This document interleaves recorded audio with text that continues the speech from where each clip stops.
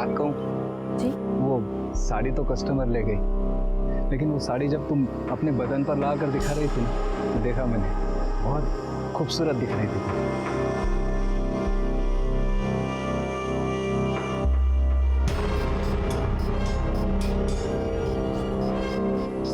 वैसे सोचता हूँ वैसी सेम साड़ी तुम्हें एक गिफ्ट दे दूँ, पर अगर मैं तुम्हें साड़ी गिफ्ट दूंगा तो तुम्हें भी तो मुझे कुछ देना पड़ेगा ना, समझ रहे हो ना? पगार भी बढ़ा दूंगा।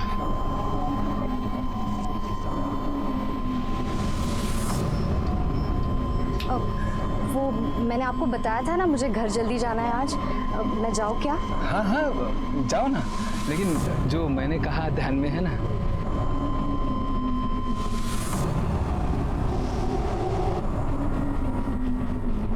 महेश, कितने बार बताऊं मैं तुम्हें, वो सेठ के साथ मेरा कोई चक्कर नहीं है। मैं बस अपने काम से काम रखती हूँ। देखा तेरा काम से काम में, कैसे दांत फाड़ फाड़ के हंस रही थी तू। वो कुछ नहीं है महेश। वो खुश था क्योंकि मैंने आज सेल अच्छी की थी। वो बस मेरी तारीफ कर रहा था। देख, तू अगर मेरे को धोखा देगी ना तो मैं महेश, मैं तुम्हें धोखा क्यों दूंगी? मैं हमेशा तुम्हारे साथ रहूंगी, कहीं छोड़ के नहीं जाऊंगी तुम्हें। सच्ची? हाँ।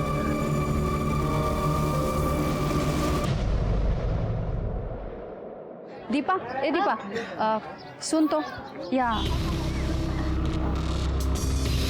देख दीपा, अच्छी तरह से बता रही हूँ, तेरी वो विधवा ननद वहाँ गली में उस महेश के साथ गुलछर्रे उड़ा रही है। अच्छा दिखता है ये? आखिरी बार समझा रही हो, ये सब यहाँ नहीं चलेगा। अच्छे से समझा दो उसको। बहुत हो गया अभी, और नहीं सहन कर सकती मैं। बहुत सहन नहीं। दीपा, अरे मेरी बात सुनो, इतनी छोटी बच्ची लेके कहाँ जाएगी ये? जहाँ जाना है जाए, और वो है ना उसका यार महेश, वो देख लेगा। दीपा, मेरी भांजी है वो। चलो बेटा, हो गया। अरे वो छोटी बच्ची है। चलो चलो चलो, बहुत हो गया, बहुत सुन लिया मैंने। दीपा, मेरी बात सुनो। मैंने बहुत सुन मेरी लिया। बहन है ये। बिल्कुल। दीपा,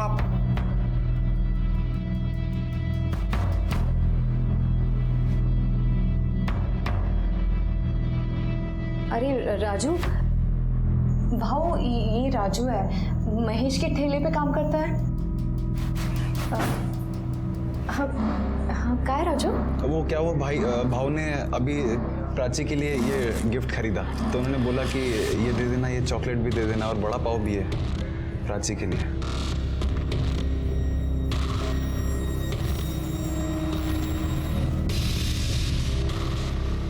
मैं चलता हूँ। चलता हूँ। देखा, अब ये और इसका यार हमें हमारे घर से कब निकल देगा ना, पता भी नहीं चलेगा। बहुत हो गया ये।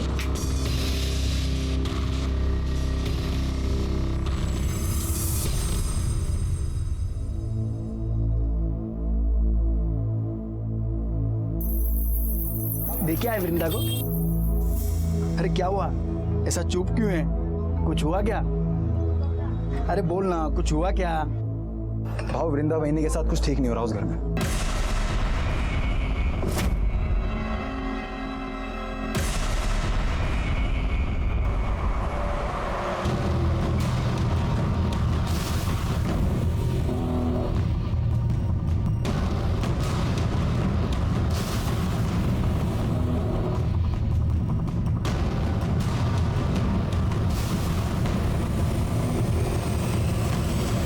कितनी अच्छी फिल्म थी ना।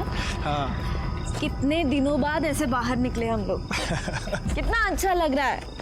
वरना तुम्हारी बहन, उसने तो जीना हराम करके रखा है हमारा। तुम क्यों सोचते हो उसके बारे में ऐसे? महेश, अरे महेश, मार क्यों रहा है इनको? अभी तो सिर्फ थप्पड़ मारा है, इसके आगे सोच भी नहीं सकता कि मैं क्या करेगा। समझा दे तेरी बाइकों को कि अगली बार वृंदा के सामने ऊंची आवाज में बात हुई की ना, काट के इधर ही गाड़ देगा मैं तुम दोनों को, समझा ना?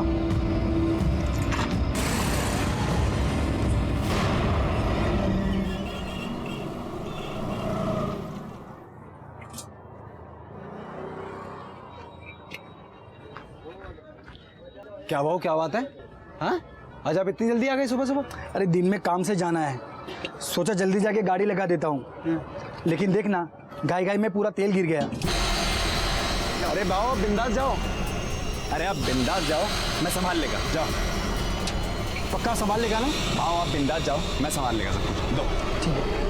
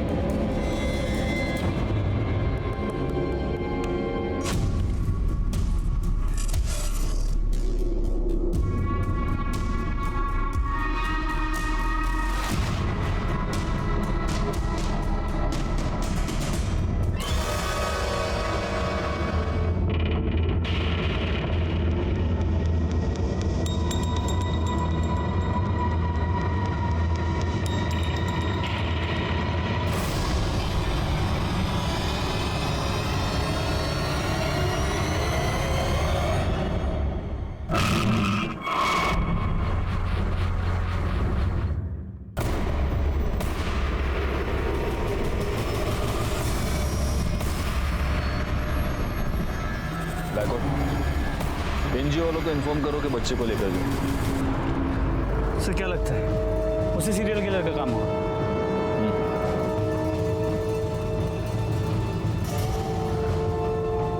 या तो वो हमसे 2 कदम आगे चल रहा है या हम बहुत स्लो है।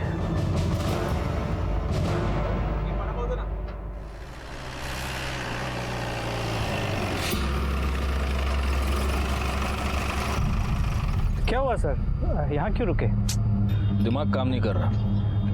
वडापाव खाते गायतोंडे सगळ्यांसाठी वडापाव सांगा हां, आणि माझ्यासाठी एक्स्ट्रा हे चटणी आणि मिरची। अरे सर आप ये क्या कर रहे हैं? आपके लिए वड़ा पाव मना है, वो भी तीखा। मेरे लिए थोड़ी है, तुम्हारे लिए मंगा रहा हूँ। आओ। वड़ा पाव बन, हाँ, और एक में थोड़ा ज़्यादा चटनी डालना और मिर्ची भी देना। हो साहब। ठीक है।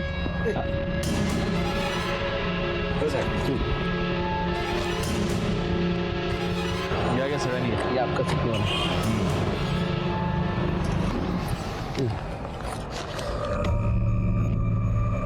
गायकवाड़, इस औरत के गले पर जो रस्सी के निशान थे उसमें भी अगर हमें वो ग्रीन रस्सी के ट्रेसेस मिलते हैं और अगर इस औरत के साथ भी मारने से पहले सेक्स किया गया है तो ये कंफर्म उसी सीरियल किलर का काम है। और शायद इस सीरियल किलर को पता चल गया कि हमने ये सायन पनवेल हाईवे पे पेट्रोलिंग बढ़ा दी, इसलिए उसने अपना अगला शिकार ये पनवेल खपोली हाईवे पे ढूंढा है। लेकिन अगर ऐसा है तो इसका मतलब ये कि वो आदमी यहीं का आसपास का लोकल आदमी है, इसीलिए उसे हमारी हर मूव के बारे में पता चलता। पैसे दिले? चलो चलो बैठो बैठो।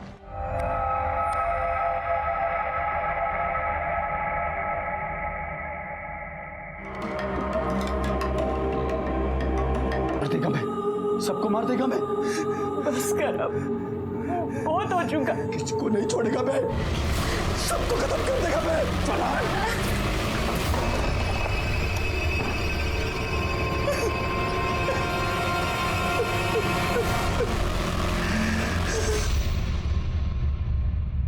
सर ये जो लास्ट बॉडी हमें मिली है, सुना है इसका नाम रानी है, लेकिन हो सकता है कि ये भी गलत नाम हो। और इसके साथ भी मर्डर से पहले सेक्स हुआ है और इसकी गर्दन पर भी ग्रीन नायलॉन रस्सी के ट्रेसेस मिले हैं ना। मैं तुमको कह रहा हूँ गायकवाड़, इन चारों का खून एक ही रस्सी से एक ही आदमी ने किया है। लेकिन सर डीएनए रिपोर्ट के मुताबिक इन चारों औरतों में जो सीमन सैंपल मिले हैं वो अलग अलग है। मतलब सेक्स वर्कर होने की वजह से इन्होंने शायद सेक्स किसी और आदमी के साथ किया है और इन्हें मारा किसी और आदमी ने।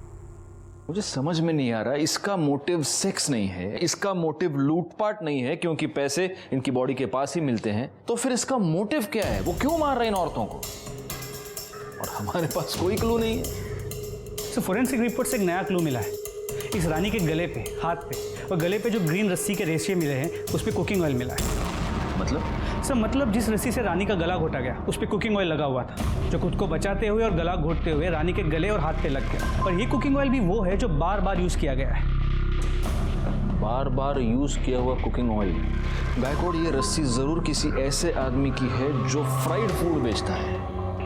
वो नहीं होता, वो ठेला वेला बांधने के लिए रस्सी नहीं यूज करते ये लोग। एक काम करो, पनवेल से लेकर कामण के बीच में जितने भी ये वड़ा पाव वाले, भजिया वाले, चाइनीज वाले, ये फरसाण वाले, जितने भी ठेले वाले हैं, उन सब के ठेले चेक करो और देखो कहीं पर ग्रीन नायलॉन की तेल लगी हुई रस्सी मिलती है क्या। लेकिन सर सिर्फ पनवेल में ही 500 से 600 ठेले हैं। हमारे पास दूसरी कोई चॉइस है? अंग्रेजी में एक बहुत अच्छी कहावत है Gaikwad, beggars can't be choosers.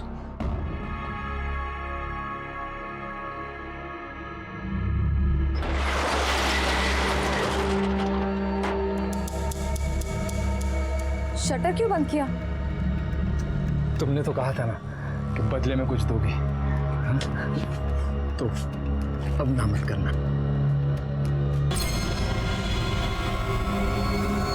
छोड़ो मेरे हाथ, देखो मेरे को, मैं चिल्लाऊंगी तो।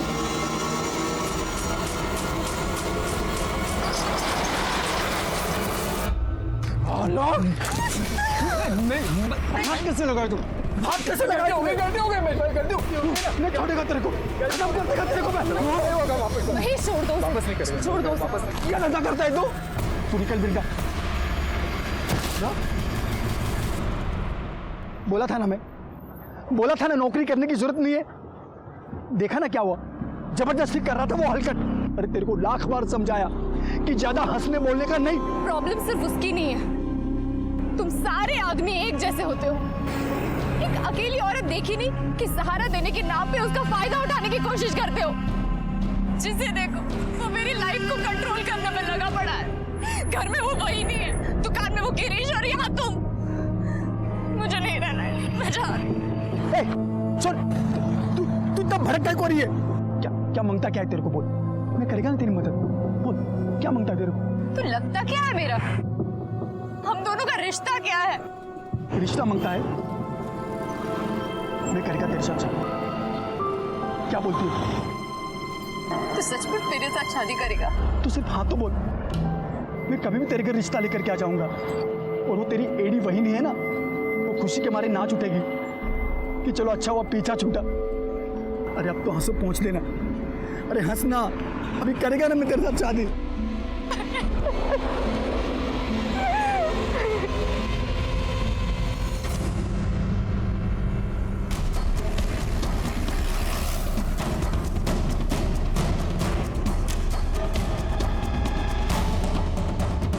ये रस्सी कहाँ से आई तुम्हारे पास?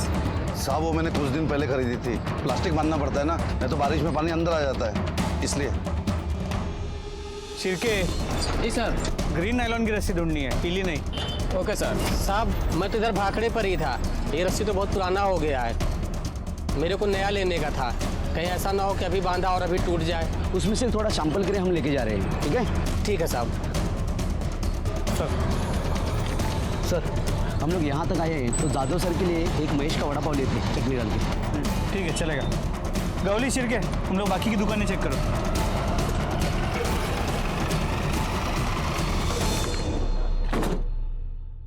सर ये तो बंद है। किधर? ये महेश किधर गया? बंद क्यों है? साहब महेश भाऊ ने आज जल्दी बंद किया, उनको किधर काम से जाना था आज। बहुत ज्यादा प्रेशर बना था हम पर इस केस को सॉल्व करने का। समझ नहीं आ रहा था क्या करें, क्योंकि इस केस में कोई बनाने का था, इसीलिए उसके घर पे मैं उसका हाथ मांगने के लिए गया था। लेकिन मेरे पहले वो वहां पे मरी पड़ी थी।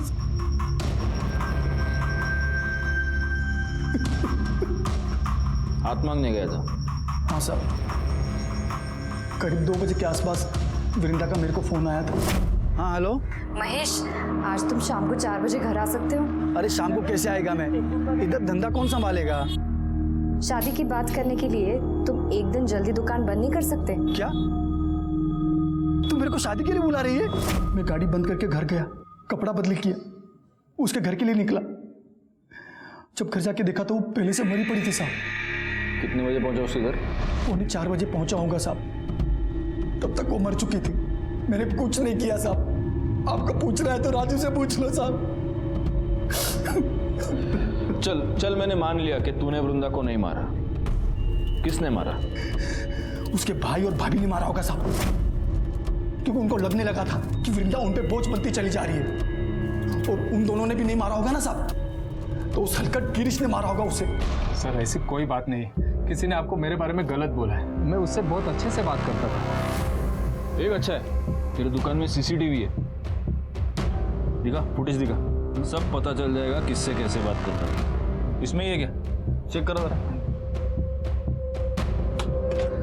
पासवर्ड क्या है? सर अरे पासवर्ड का है सर वो मुझे अच्छी लगती थी, लाइन भी देती थी मुझे, तो मुझे लगा सब। तेरे दुकान में ग्रीन कलर की रस्सी है? ग्रीन क्यों सर? तू नहीं बताएगा। गायतोंडे सर, जरा शोधा सगळीकडे, देखो रस्सी मिलती है क्या? नहीं है सर। वैसे काफी रंगीन, काफी शौकीन आदमी लगता है तू। हाँ, उधर तो जाता होगा। किधर सर? उधर प्रोस्टिट्यूट्स के पास। अरे नहीं सर, मैं वैसा आदमी नहीं हूँ। वैसा आदमी नहीं है? नहीं सर, तो वैसा आदमी है? हाँ, मतलब 1-2 बार गया हूँ। हाँ, 1-2 बार गया है और वहां जाने के बाद उनका खून भी किया है। सिर्फ 4 को मारा है और को भी मारा? अरे नहीं सर, मैंने किसी को नहीं मारा है सर। सब पता चल जाएगा। गायतोंडे सर। सापड़ लेगा? नहीं सर, दुकान चेक कर लिए और काउंटर भी देख लिए, कहीं ग्रीन कलर की रस्सी नहीं मिली। बोला ना सर, नहीं है सर कुछ। ठीक है, चला। तो इसे नहीं बताएगा, तेरे को है ना एक दिन हमारे यहाँ पे बुला के पूछूंगा। सर, एक बार रस्सी के लिए इस महेश के वड़ा पाव के स्टॉल को चेक कर लेता हूँ। कर लो। पूरी गाड़ी को अच्छे से चेक करो, देखो ग्रीन रस्सी मिलती है क्या।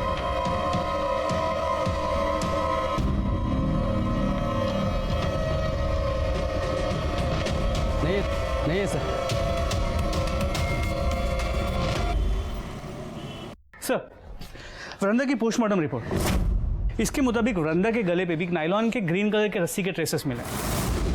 मतलब हो सकता है कि ये भी उसी सीरियल किलिंग का हिस्सा हो। लेकिन वृंदा तो प्रोस्टिट्यूट नहीं थी और उसका मर्डर हाईवे पर नहीं, उसके अपने घर में हुआ है। जी सर, हमने महेश के कॉल रिकॉर्ड्स को चेक किया, वो सच कह रहा है। वृंदा ने उसे 2 बजे फ़ोन किया था और वृंदा के पोस्टमार्टम रिपोर्ट के मुताबिक उसकी मौत दोपहर 2 और 3:30 के बीच हुई है। महेश के मोबाइल लोकेशन के मुताबिक इस दौरान वो अपने घर पे था।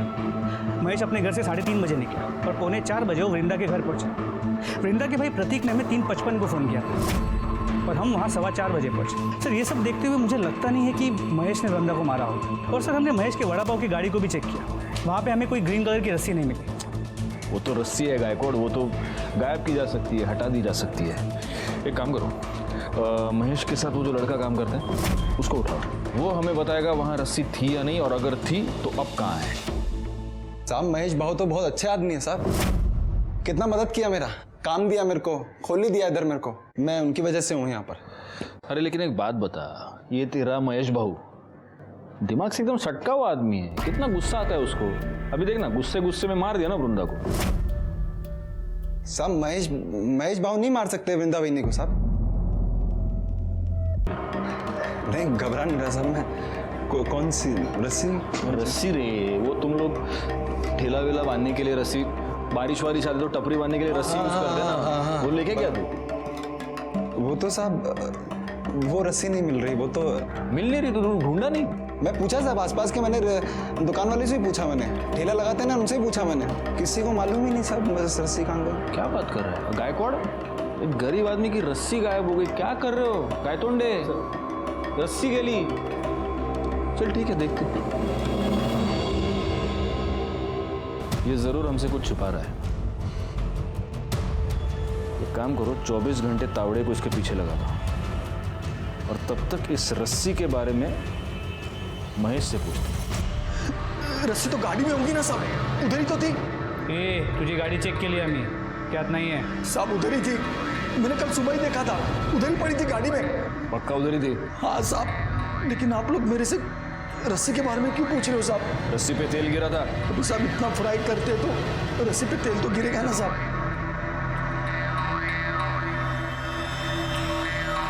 साहब अभी तो आपको पता चल गया ना मैंने कुछ नहीं किया है साहब, फिर तो मेरे को छोड़ दो साहब। और साहब मैंने कुछ नहीं किया है साहब। सर, ये गिरीश के कॉल रिकॉर्ड्स। सर, इस कॉल रिकॉर्ड के मुताबिक वृंदा के मर्डर के वक्त, मतलब दोपहर को 3:20 से 3:35 के बीच, ये गिरीश वृंदा के घर के आसपास ही था। उतरा देना इधर देख रहे, इकडे बात।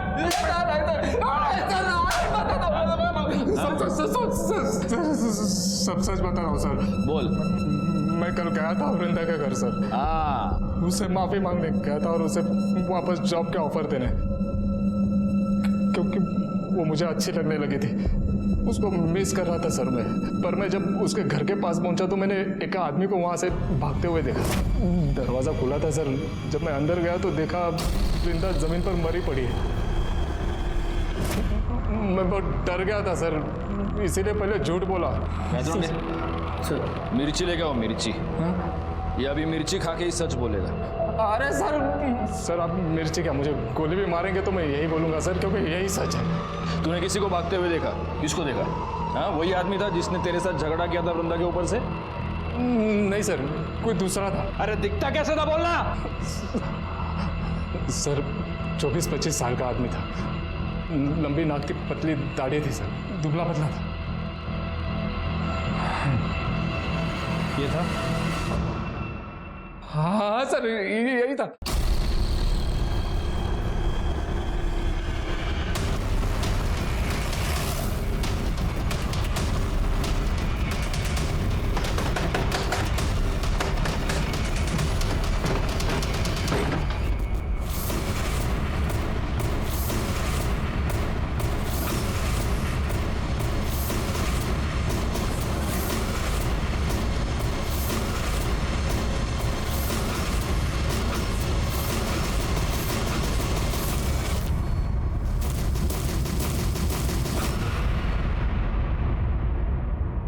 साहब मैंने मारा साहब, मैंने मारा वृंदा बहनी को साहब। वो दिन जब बाबू दुकान बंद करके गया था, मैं रस्सी लेके बहनी के उधर चला गया था साहब मैं। अरे राजू तू? मालूम है, भाव का इंतजार कर रहे थे ना। अरे वो आज रोज की तरह थोड़ी ना आएंगे, आज तो सज धज के एकदम टिप टॉप बन के आएंगे वो। अभी तो उन्होंने बड़ा पाव भेजा आपके लिए। अच्छा। भला एक गिलास पानी दे ना। हाँ, देते हैं, आती है ना।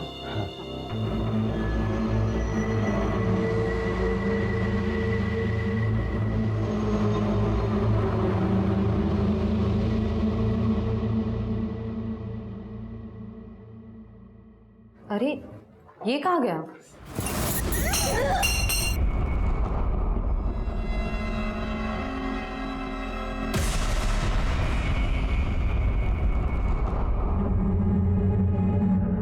क्यों मारा वृंदा को? साहब मेरे को मालूम था साहब कि महेश भाई के आगे पीछे कोई नहीं है साहब। तो मेरे को लगा कि अगर महेश भाई वृंदा बहनी के खून के इल्जाम में अंदर हो गए तो पूरा ठेला मेरा हो जाएगा साहब। चल ठीक है, मैंने मान लिया वृंदा को तूने ये वड़ा पाव की गाड़ी की लालच में मारा। उन 4 औरतों को क्यों मारा? नहीं साहब, मैंने नहीं मारा 4 लोग, मैंने नहीं मारा साहब। मैं क्यों मारूंगा? झूठ बोल रहा है। अरे साहब मैं झूठ नहीं बोल रहा, मैं तो सच बोल रहा हूँ। अभी महेश भाव ने मारा। मेरे को मालूम है साहब, वो रस्सी लेके हमेशा जाते थे सर किधर को भी। मैं सोचता था किधर जा रहे हैं रस्सी लेकर, एक दिन तेल गिर गया उसके ऊपर। साहब वो निकले, मैं उनके पीछे पीछे गया और मैंने अपनी आंखों से देखा था। उस दिन मेरे को मालूम चला था कि हाईवे पे जितनी भी वो धंधे वाली मरी है उनको भाव ने मारा। मेरे को तभी आइडिया आया साहब, मेरे को लगा कि मैं उस रस्सी से मैं। अरे तो तेरे को ये आइडिया नहीं आया कि अगर तू ये बात हमको बताता तो महेश वैसे भी अंदर जाता, फिर सारा धंधा तेरा हो जाता? ये समझ में नहीं आया तेरे को? साहब मेरी मती मारी गई थी। मैं साहब मेरे को लगा कि हो जाएगा, मैं पागल आदमी, गरीब आदमी, मेरे को लगा साहब, मैं सच कह रहा हूँ साहब।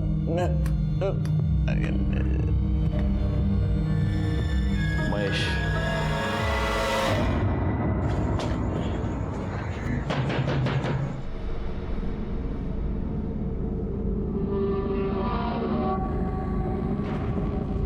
मेरे को मालूम था ये दिन जरूर आएगा, पर महेश कभी मेरी बात सुना ही नहीं।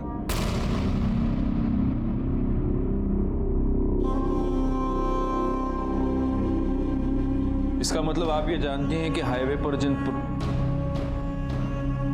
औरतों के खून हो रहे हैं वो आपका बेटा ही कर रहा है। जी साहब। तो आपने ये बात कभी पुलिस को बताई क्यों नहीं? अब बेटा है मेरा, मैं कैसे बता दे?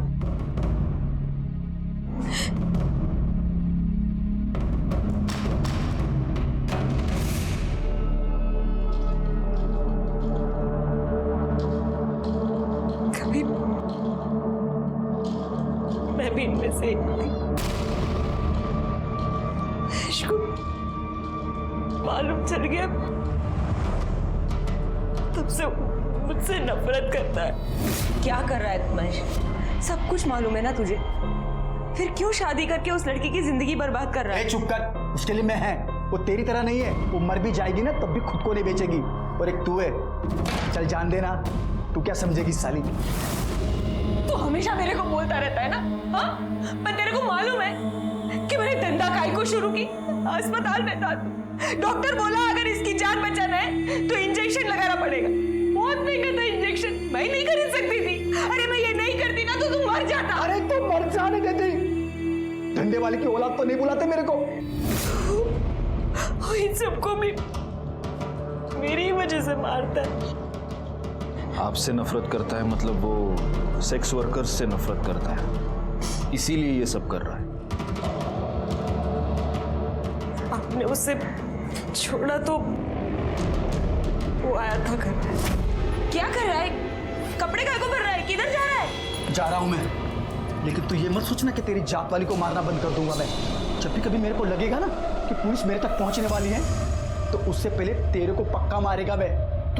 तू आखिरी होगी। मतलब वो आपको, अपनी माँ को मारने आएगा? अगर बोला है तो जरूर आएगा।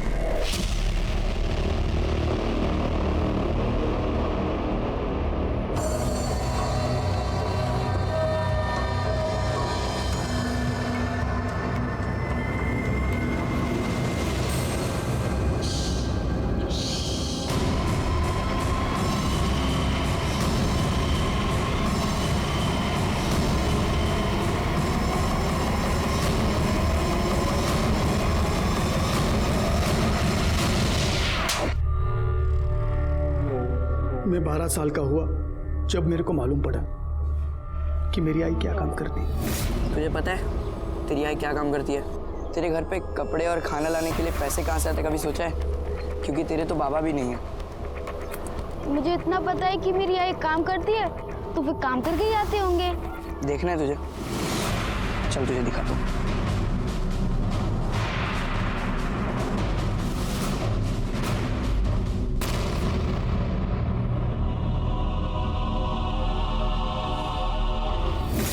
फिर सभी धंधे वाली, उनकी पूरी जात से मेरे को नफरत हो गई। मैं सबको खत्म कर देना चाहता था ताकि फिर से कोई बिना बाप के नाम वाला महेश किधर को पैदा ना हो। फिर मेरे को वृंदा मिली, मेरे को लगा सब लोगों की माफी मेरा भी एक नॉर्मल लाइफ हो सकता है, पर राजू ने वो भी खत्म कर दिया। आखिर ये केस सॉल्व हो गया और सीरियल किलर महेश को पकड़ने में हम कामयाब हो गए। बड़ा दुख हुआ उन बेकसूर औरतों के लिए जिन्हें महेश ने मार दिया था, क्योंकि भले ही महेश की अपनी एक दुखी कहानी थी, लेकिन उन औरतों की हालत भी कोई बहुत अच्छी नहीं थी। 150 रुपए के लिए वो अपने आप को बेचने पर मजबूर थी। और सबसे ज्यादा दुख हुआ महेश की मां सपना के लिए, जिसने अपने बेटे के लिए अपने आप को बेचा, लेकिन उसी की वजह से उसका बेटा शर्मिंदा था और अंत में एक भयानक कातिल बन गया। खैर, मैं इंस्पेक्टर राजेश जाधव आपसे विदा लेता हूं। दोबारा मिलूंगा, तब तक सतर्क रहिए और देखते रहिए क्राइम पेट्रोल दस्तक, क्योंकि मकसद